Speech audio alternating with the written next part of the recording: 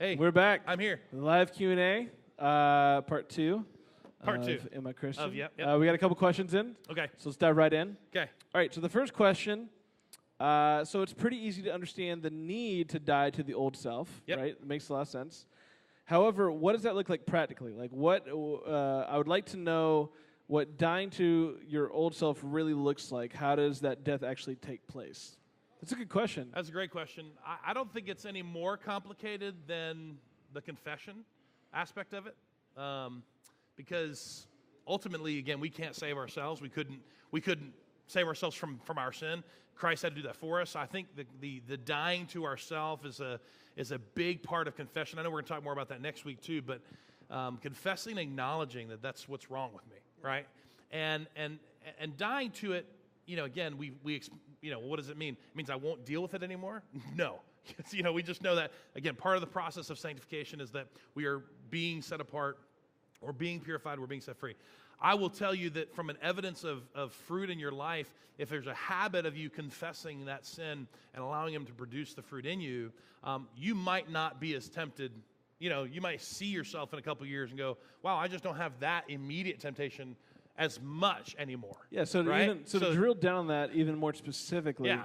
I think it's about like identifying those things you need to die to. Absolutely. You know what I mean? Yeah. So like for you personally, I think it has to do with what are the things like we see these things that the Spirit gives, right? It gives fruits of the Spirit. Yeah. So things that are not those things, right, like pride, and real specific, if you can be. Yeah. And for you specifically, what are those things? So I think it a lot of people who maybe haven't welcome the Holy Spirit into their lives yet aren't able to see those things in their lives. Right. You know what I mean? Very true, yeah. And so once the Holy Spirit comes, part of his role in our lives is to point those things out. Yes. And those will become more and more aware of. Those are things you need to die to. So let's say pride, maybe very specifically for yourself. Maybe you need to find ways to kill that pride in yourself. Maybe you need to find ways to be more humble. Maybe it's selfishness. It could be a million different things, But I think it's about looking in and finding those things and then there's areas in my life, too, that I'm less self-aware of. And so that doesn't – I also involve community. I have really close friends and people that I can ask questions to and see what they see and allow that to be helpful in order for me to acknowledge and confess and things like that. So it's not always just self-aware, but like I said, the Spirit does do that, but he also can use folks as well. So, totally. So hope that answers your question. Hope that helps. All right, number 2, last one for the morning. Romans 7:4 talks about being dead to the law.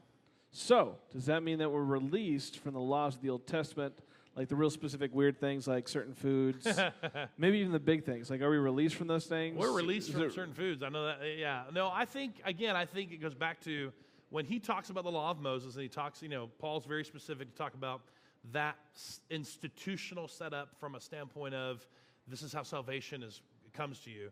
We are released from that, the burden. We are released from the burden of that being the thing. Yes. But just like he says later on in Romans, it's not that the law which is good is the problem, right? The law which was good, which identifies sin, is not the problem.